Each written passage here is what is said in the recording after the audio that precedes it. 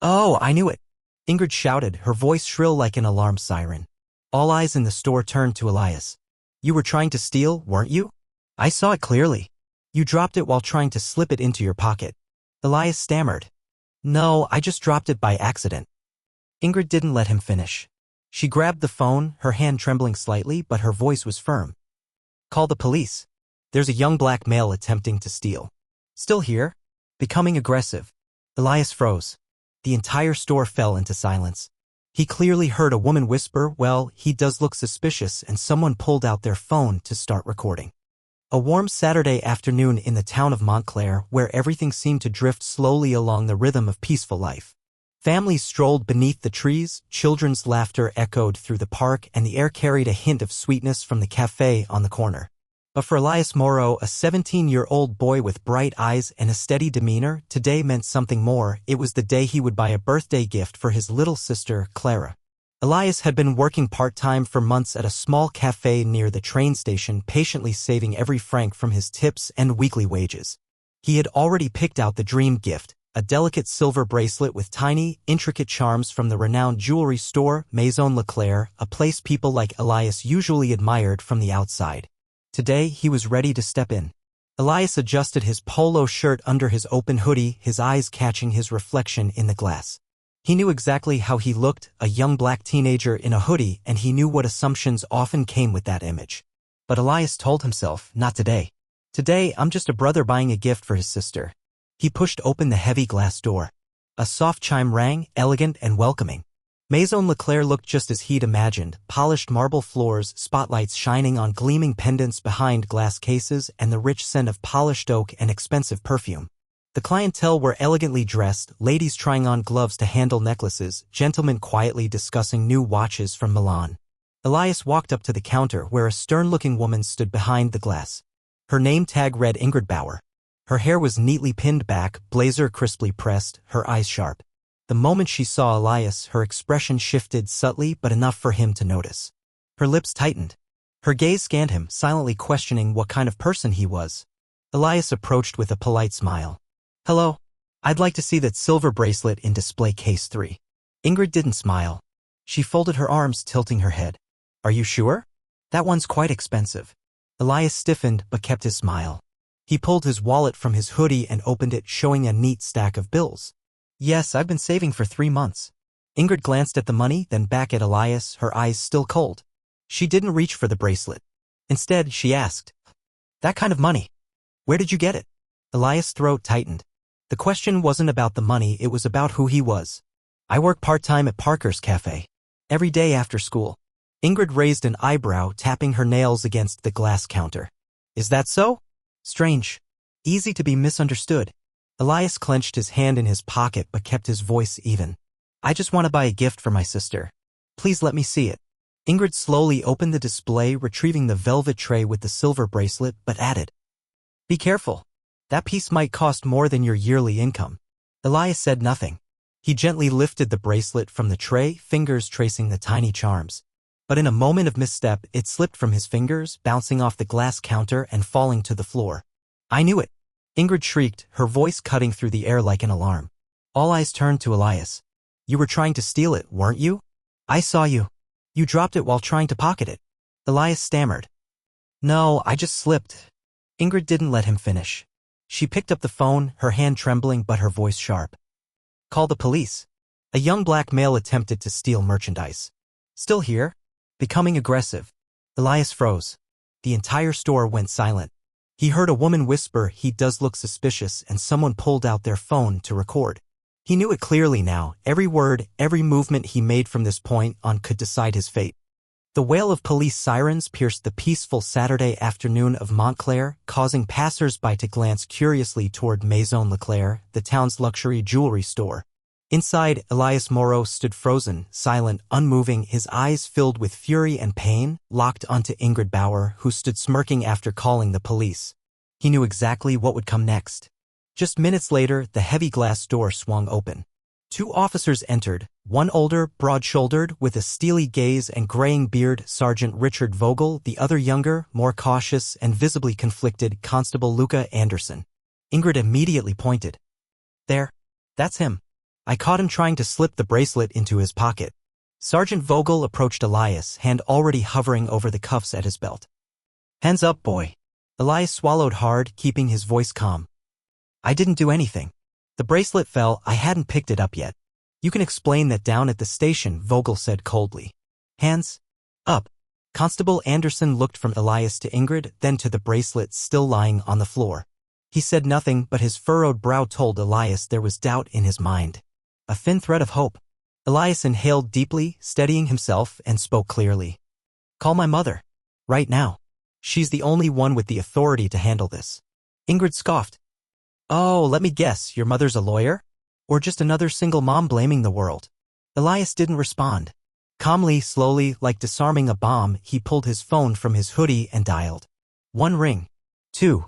Then the line picked up. Ma'am. I need you. Right now. Maison Montclaire. Nothing more was needed. The woman on the other end understood everything. 15 minutes later, though it felt like hours to Elias, the doors to Maison Montclaire opened again. A woman walked in, tall and composed in a sharply tailored navy suit, her presence commanding. Her footsteps echoed crisply against the marble floor. She raised a steel-polished police badge. I am Chief Inspector Elias Moreau, head of the Montclair Police Department. And this, she turned to Elias, is my son. The room froze. Sergeant Vogel lowered his hand from the cuffs. Ingrid turned as pale as the marble under her feet. Madam. We were just following protocol, he stammered. This is protocol? Veronique's voice was sharp as glass. No questioning. No security footage review. No hearing the accused side. Just a call from a store employee, and my son, a black teenager, is instantly a suspect. Ingrid jumped in, her voice shaky. I saw it with my own eyes. He dropped the bracelet, obviously trying to hide it.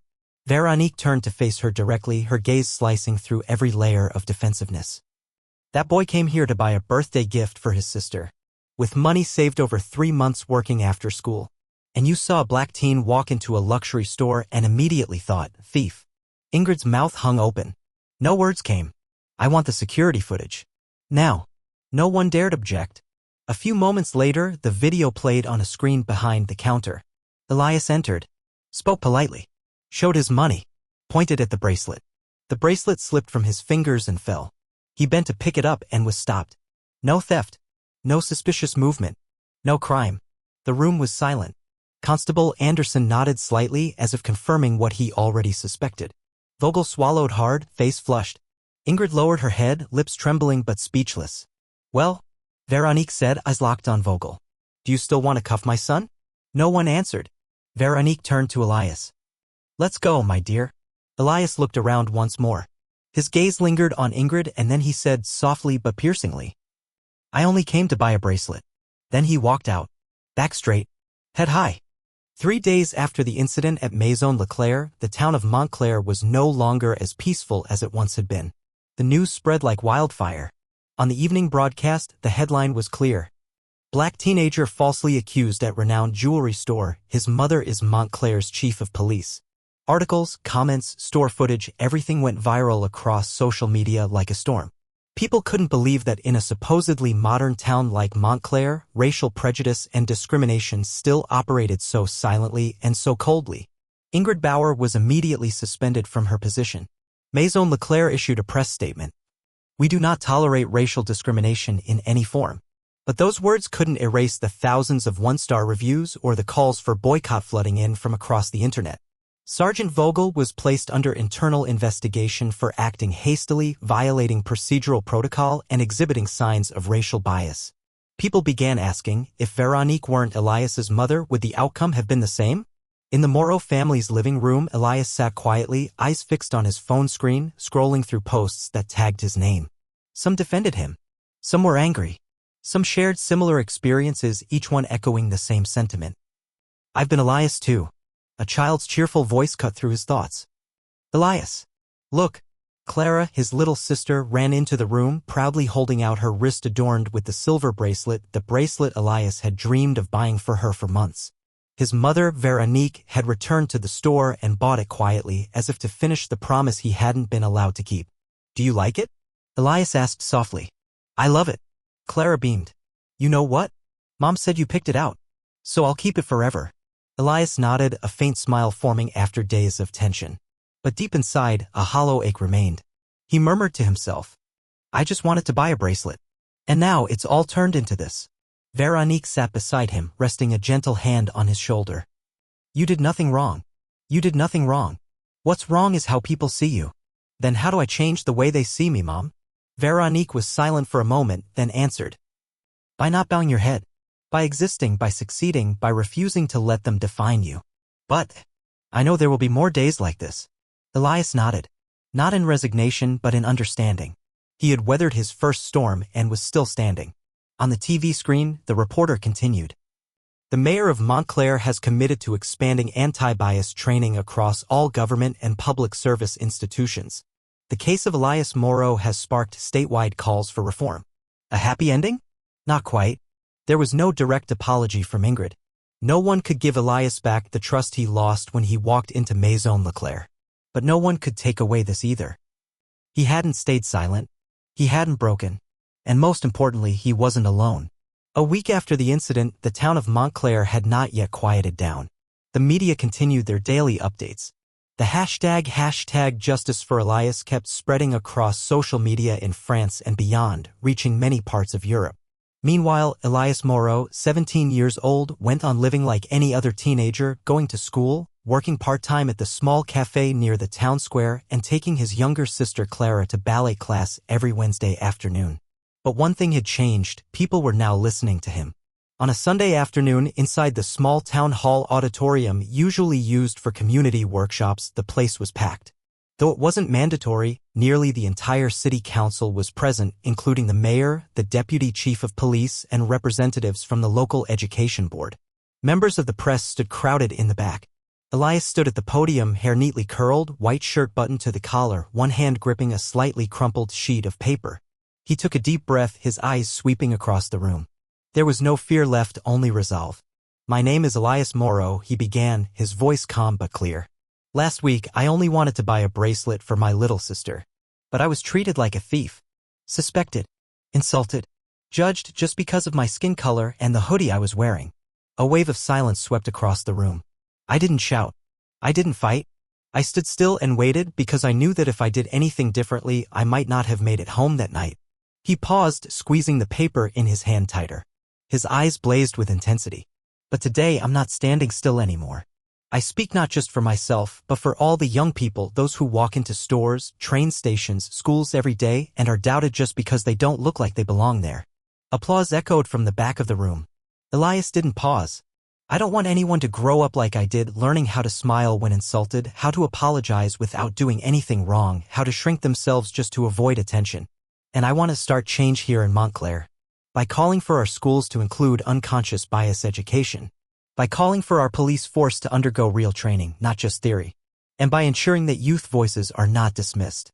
When Elias finished his speech, the entire hall rose to its feet. The room thundered with applause, not out of pity but respect. Because Elias had said what many feared to admit. Veronique Moreau stood in the back, saying nothing. But her eyes shone with pride, not just because Elias was her son, but because he had become part of a real wave of change. At the same time, the press reported. Maison Leclerc was under investigation for previous allegations of discriminatory conduct. Ingrid Bauer submitted her resignation. Sergeant Vogel issued a public apology letter admitting to professional misconduct and bias. But Elias made no comment about it. Because he didn't need an apology. He needed action. And action had begun. Montclair was no longer the same. And Elias, he was no longer just a teenager. He was a voice. A symbol. A beginning. A month after Elias Moreau's speech at Montclair Town Hall, the once quiet town had begun to change. Not through banners. Not through rage. But through action. At Lycée Jean Moulin, the high school Elias attended, a new student group had formed. Les Voix Invisibles, the invisible voices. It wasn't just students of color, it included youth from all walks of life, Middle Eastern backgrounds, North African immigrants, children of migrant workers. They all shared one thing, they had all been looked at with suspicion. And now they had chosen not to stay silent anymore. Elias was invited to be a co-founder. But he refused to be the central face. He wanted the group to exist for everyone, not just one name. Instead, he helped coordinate dialogue sessions at school. What do we say when we witness injustice? How do we recognize bias in our own thinking? How can we speak up without creating confrontation? Backed by the quiet yet unwavering support of his mother, Chief of Police Veronique Moreau, Elias helped the group expand to other schools, organizing workshops involving parents and law enforcement. One June day, Elias received an email from the European Youth Institute inviting him to speak at a forum in Strasbourg under the theme, Youth and Social Justice in the 21st Century. At first, he thought of declining. "I'm just a high school student from Montclaire," Elias told his mother as they read the invitation together. But Veronique simply smiled. "You're Elias Moreau. Remember when you said, 'I'm not standing still anymore'? Now it's time to stand for more people." Elias said nothing for a moment, then nodded. In Strasbourg, as he stepped onto the stage before hundreds of young delegates from across Europe, Elias brought no written speech. He brought only one thing, a small silver bracelet, the one he had once tried to buy for his sister. He held it up, his voice steady and warm. "I used to think justice was something for adults, found in courts and politics. But I came to understand, justice begins when a child no longer has to be afraid of walking into a store to buy a gift for someone they love. I didn't come here to teach anyone anything. I came to remind you, don't let silence become complicity. And remember, change doesn't begin with slogans. It begins with courage to stand still, to say, 'I deserve to be heard.'" When his speech ended, the entire hall stood up in thunderous applause. Not because Elias was a victim, but because he had turned a wound into action. Turned a moment of prejudice into a journey of inspiration. Montclaire, where it all began, was no longer the same.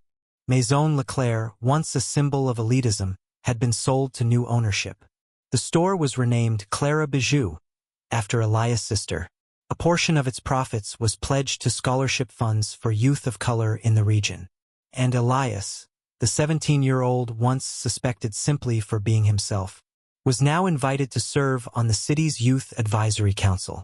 One summer afternoon, as Elias walked Clara across Montclaire's town square, she held his hand tightly and said, "Elias, when I grow up, I want to be brave like you." Elias gently squeezed her hand, eyes gazing ahead with quiet warmth. "You don't have to do anything big, Clara. Just don't bow your head to what's wrong. That's enough."